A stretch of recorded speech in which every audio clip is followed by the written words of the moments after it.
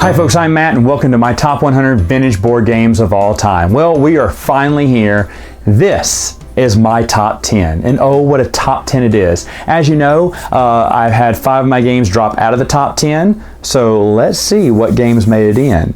And this first game, number 10, was number 24 on the list, which means it jumps 14 spots into the top 10, cracking into the top 10. And it shouldn't surprise me because this game lives up to its title. It's a masterpiece. Masterpiece is a bidding game. I really like bidding games, it seems, right? Where you're bidding on different paintings. Now, they're real paintings, and the cards are beautiful. And then you're assigning secretly a price to that painting. Now, some paintings could be fakes, which only you will know, and that comes in handy in the game because you are putting up maybe your own paintings for sale. You're selling things back to the bank. You're trying to make the most money at the end of the game when all the paintings get sold or they're done. They've been auctioned off. You're even making other people auction up their paintings too. It's a great game. Every time we play it, I love it even more. And the last time we played it, we just especially loved it. We kept talking about different paintings and say, you sir, back there, how much? And we'd do little voices for bidding and auctioning. This game is super fun. Now, good news, I see it cheap everywhere. I don't care if you get the 80s or 90s edition. I think they're both nice. They both have nice things with them. I think my edition is from the 90s, but just a wonderful game. Masterpiece, number 10. Number 8 is a game that was number 5 on the list last year. It drops 4 spots, stays in my top 10, and it is Nerds the Card Game. It's the only card game I basically have on this list. The reason it drops a few spots is because I haven't played it this year. No one will play it with me. I love Nerds. Love Nerds the Card Game. If I don't get anyone to play it with me this next year, though, it may drop out of the top 10, but I hate that because it's such a fun card game. I love it. My number 9. Number 8 was number 4 last year. So this one drops 4 spots too. Oh, that's right. All of them are dropping, it seems like. King Oil is the game. Now, there's nothing really wrong with King Oil. I just happen to have a few other games I like better than it. But King Oil is so much fun. You're going around, you're bidding for land, you're drilling on that land to see if you can get oil to get you some more money, and you're trying to, it's like Monopoly, you're running everyone else out of business eventually.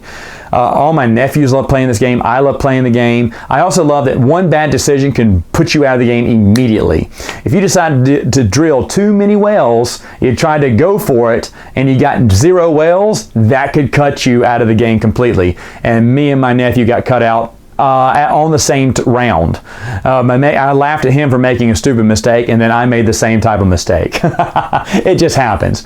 But King Oil is so much fun. And the board, you can always move it around, move all the discs. I shuffle the disc in one position where there was a lot of dry wells. We'd never had a game with that many dry wells, but I liked it because it really hurt every single one of us in the game and really kind of changed the way we played it too. It's a different way to play the game. And like I said, the only reason it moves down the list is just because there's other games that I felt were a little bit better. But King Oil, great game, my number 8. My number 7 was number 2 last year. That's right. It drops 5 spots. Thunder Road. It's the Mad Max game, right? It's the game where you're racing across the desert on this road. The board pops open. It comes in 2 pieces. And when someone's off this map, you move the road over. Any cars left over on that last road are eliminated from the game. And you're trying to be the last person on the road to win. Of course, you're doing this by shooting other cars or ramming into them, doing battle with them and trying to tip them over, because flipping over a car is almost impossible. It can be done, but it gets done very rarely. I had to house rule it from a friend of mine. He says 5s or 6s. We'll flip it over, where usually the rule book says 6s only, double 6s. It's so weird. You'll never roll double 6s hardly in the game. So we did double 5s and 6s, but still the game doesn't take that long, and it does encourage you to keep racing down the road. And I love it. It's such a great game. So if it's such a great game, Matt, why'd you drop it from number 2 to number 7? Well, again, there's just some games I thought were better. But still, Thunder Road, awesome game. It has a big following too, I think, online. I think a lot of people love Thunder Road and still play it. Adults do as well. But anyway, Number 7 on my list. Number 6 is a game that I put at number 3 last year. That's right, all the top 5 are just falling apart here. And so it drops 3 spots to number 6. It is called Campaign Trail by GDW Games. Basically, paper map, you're rolling dice, moving your vice president, president, and maybe ally if you have one in the game. You're moving them across the board, and wherever they stop in certain states, depending on the color of that state, meaning the size of the city, you're going to get 1, 2, or 3 votes from that state. And the game doesn't have an ending. It says just go for however long. Set a time and go for that long. So I say after an hour, we'll do one more round. That'll be the game.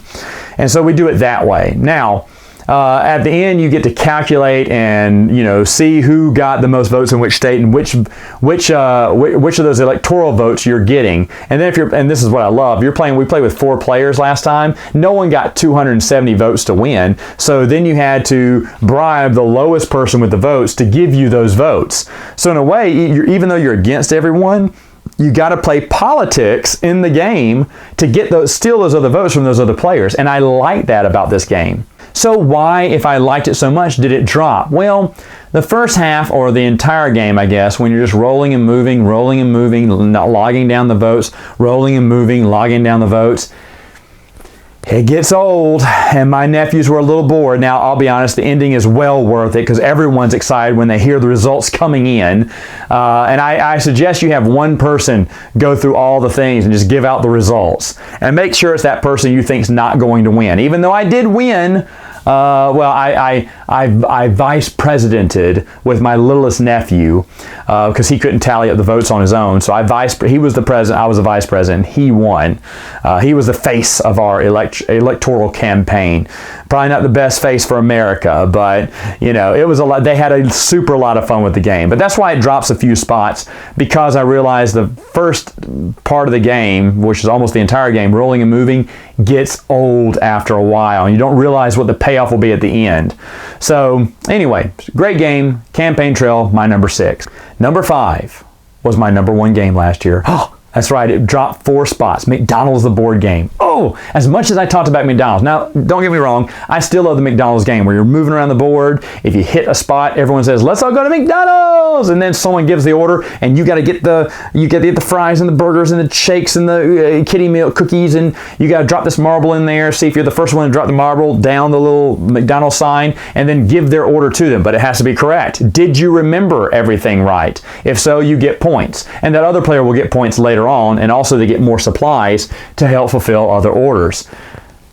Great game. Great game. Love it, love it, love it. For it to be shook from its number 1 spot, upsets me. But that's because I do have games that I think there are 3 new games that got put on this list. They're obviously, I'm about to reveal them in a minute. And then there's one game, which I'll just go ahead and say it was my number 4 game, that really shut up the ranks, and that is Omega Virus. Oh, folks, last year it was number 16 on my list. It moves up 12 spots. I mean, it just powered in there in my top 10 this year at number 4. It's just such a great game. I've already told you I love electronic board games. Omega Virus, you're basically playing together in a way, getting a drone, getting 3 types of items on your backpack, and then finding where the Omega Virus is and destroying it, because you got to go to battle against it. Great game. Great game. The more I play it, the more I love it. I enjoy it. We finally lost, which you're thinking, Matt, why are you excited about that? Well, I thought the game was, for a co-op game, was going to be too easy because we seem to always be winning. But my nephews and me started making mistakes. I wrote down the wrong room of where the Omega Virus was. And so I kept going to that same room going, what's going on? I should be finding the Omega Virus now. And then I realized I was in the wrong room the whole time. And we found out as the seconds were ticking down, and the Omega Virus won. Embarrassing. Hated it. Hated it. But I also loved it because it kind of showed me how the game can be harder. We played it on a very hard level where it's where you just lower the time on it. And I don't think we'd ever done that before. So I'm going to keep doing that again because I want to beat it at that level. But now that I know it's a challenge, it's even more exciting. The game's fun as is. And if you need to drop, it's almost worth dropping a pretty penny to pick this up. I know it's not cheap online, especially to find a working electronic box, but it may be worth it because Omega Virus is, the more I think about it, just a great game. And that's why it's number 4 on this list. At number 3 is a brand new game to my collection. That's right. A new game came into my collection and shot all the way up to number 3. But you know what's more incredible? It's a 2-player game that I told you doesn't do well on the list. This one is defying the rules here, and it is Pro Action Football. Now, don't be fooled, Americans. Football, it means soccer. So it's a soccer game. Now hold on, get this. I hate soccer. I don't like playing it. I sure as heck don't like watching it. I've never seen the World Cup. I don't even care. I don't even know who. I couldn't name you a soccer player right now. I don't care anything about the sport. Why do I love this game? Because it's awesome. It's an awesome game. The ball is metal. You got these players on these little, you can flick them across the board because they got little rollers underneath them, and they got a little magnetic ring around them, so the ball will click to that player. So if you flick him, he has the ball, he'll move with the ball. If you pick him up and slam him against the ground, it'll pinch the metal ball and shoot it. So you can try to pass it to other players or shoot it for a goal. What a smart game. And when you do get a goal, you want to get it from your chair, run away from the table going, goal, as long as you can hold it out. It is so much fun. It even comes with a trophy, which is pointless. You don't need a trophy, but you parade the trophy around once you win. Everyone loves this game. My nephews absolutely adore the game. I love it too. Flicking your, there's a lot of, what's that called, a dexterity game? I guess when you're flicking pieces, trying to make passes. It's awesome when you can complete a pass or get them just right and kick it for a goal. So much fun. You can play this and it also depends on what type of ground. If you put it on the carpet, the ball's going to move slower. You put it on a hardwood table or a table with a tablecloth over it, the ball's going to move differently. I like that too. I like that. It's a felt map. Oh man, who would have thought that a soccer game would make it this high, a 2-player game too. Awesome, awesome game. I want it to be number 1, but there are 2 games that are a little bit better. Let's get to them.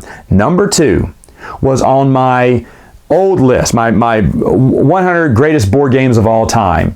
Well, I eventually saw it drop off the list because of new games coming in. I thought that was unfair, so I went ahead.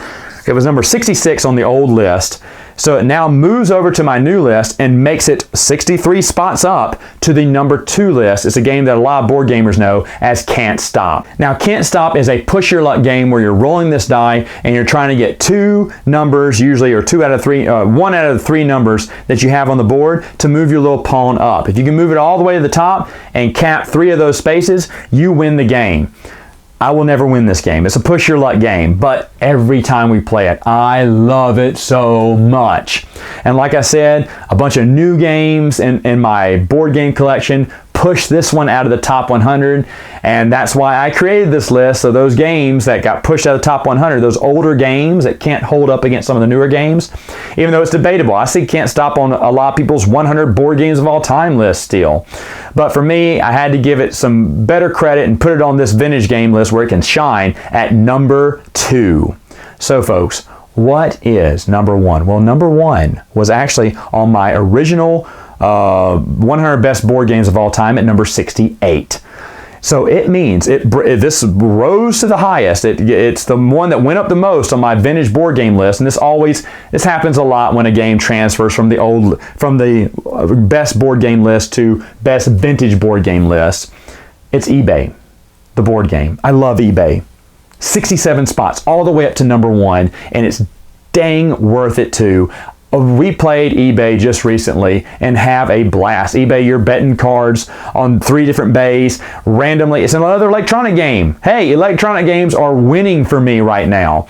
And the electronic game will tell you who gets to go first. There's a time limit, so if you have analysis paralysis, you're going to lose this game, which every time we play it with someone with AP, they never win because they're like, and then it says, okay, now red player. And you're like, what? I didn't get to do my thing. Sorry, you waited too long. I love it. I love it. The game's quick. You never know when an auction is going to end, and when it does, you're going to be upset because you were waiting. I want to bet. Please pick me again so I can bid. Sometimes you're winning all 3, and 2 will end at the same time. You're like, yeah! It's just a great game. A lot of chaos. There's the estimated value, and then at the end you flip it over to see if it's worth more or less than what you bid on. I love that too. So there's nothing not to like about eBay, the board game, and that's why it is the new crowning champion of the top 100 vintage board games of all time. Folks, thank you so much for joining me on this trip. We'll see you next year with another Top 100.